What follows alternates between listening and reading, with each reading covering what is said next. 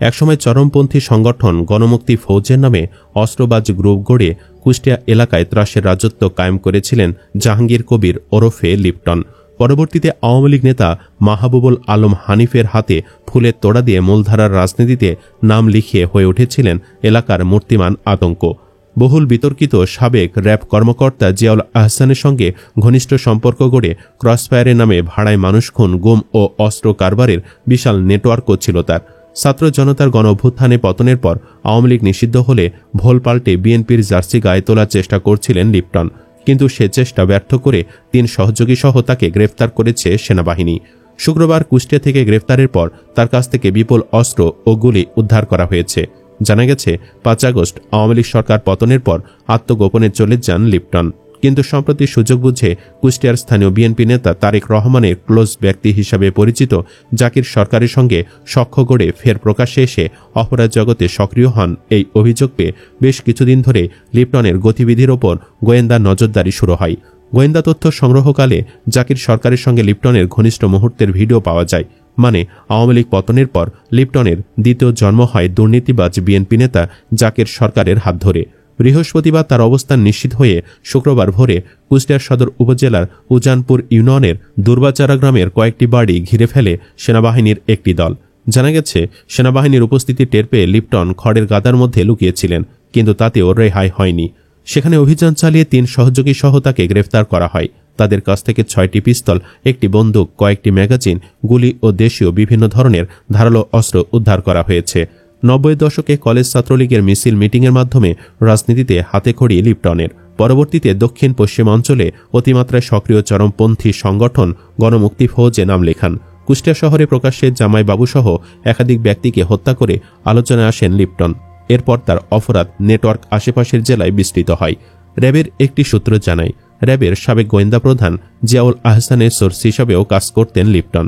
জিয়াউলের নির্দেশে একসময় লিপটন ঢাকা থেকে কুষ্টিয়া গেলে তার নিরাপত্তা দিতেন স্থানীয় র্যাব সদস্যরা। গ্রামের বাড়ি গেলেও সেখানে র্যাবের পাহারা থাকত। লিপটন বিগত সময়ে র্যাবের নাম ব্যবহার করে অস্ত্র ব্যবসা, চাঁদাবাজি, নিরীহ লোকজনকে অস্ত্র দিয়ে ফাঁসিয়ে দেওয়ার মতো বহু ঘটনা ঘটালেও তার বিরুদ্ধে ব্যবস্থা নেওয়া যায়নি। কয়েক বছর আগে হানিফকে তার এলাকায় ফুলের তোড়া দেওয়ার মাধ্যমে প্রকাশ্যে আসেন এই চরমপন্থী। বড় জনসভা করে হানিফকে সংবর্ধনা দেওয়া হয়। এরপর ঢাকায় হানিফের অফিসে বেশিরভাগ সময় কাটাতেন লিপটন। এছাড়া হানিফের চাচাতো ভাই আতাউর রহমান আতার সঙ্গে সখ্য গড়ে তুলে এলাকার রাজনীতি নিয়ন্ত্রণ করতেন তিনি। নিজ এলাকার নিরীহ এক ইউপি মেম্বারকে র্যাবের মাধ্যমে তুলে এনে অস্ত্র রাখার অভিযোগ দিয়ে কারাগারে পাঠানোর পর হাজার হাজার নারী পুরুষ তার বিরুদ্ধে মহাসড়ক অবরোধ করে মিছিল সমাবেশ করেছিল। এছাড়া 2015 সালে জেলা স্বেচ্ছাসেবক লীগের সাধারণ সম্পাদক সাজ্জাদ হোসেন সবুজকে গাজীপুরের একটি রিসোর্ট থেকে র্যাব তুলে নিয়ে যায়।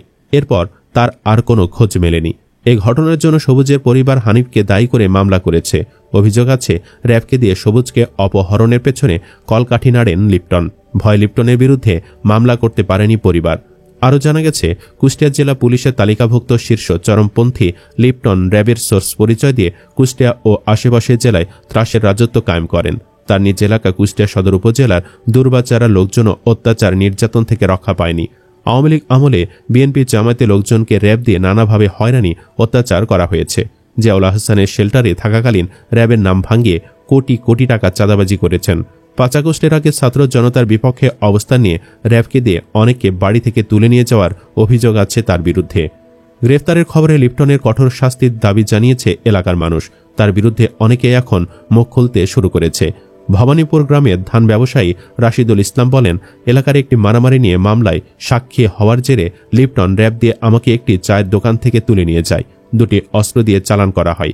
4 মাস পর জামিন পেয়েছিলাম, এখনও হাজিরা দিচ্ছি। শুধু এই ব্যবসায়ীকে নয়, গত এক যুগে নিজ এলাকাসহ বিভিন্ন স্থানের অর্ধশতাধিক মানুষকে র্যাব দিয়ে ভাসিয়েছেন লিপটন। যদিও এলাকাবাসীর শঙ্কা আছে, তাদের ধারণা বিএনপি নেতা জাকির সুযোগ বুঝে লিপটনকে আবার ছাড়িয়ে আনবেন। দর্শক, আপনি কি চান লিপটনের যেন ফাঁসি হয়? কমেন্ট বক্সে জানিয়ে দিন আপনার মতামত। ভিডিও ভালো লাগলে লাইক দিন এবং শেয়ার করুন, আর অবশ্যই চ্যানেলটি সাবস্ক্রাইব করুন। ধন্যবাদ।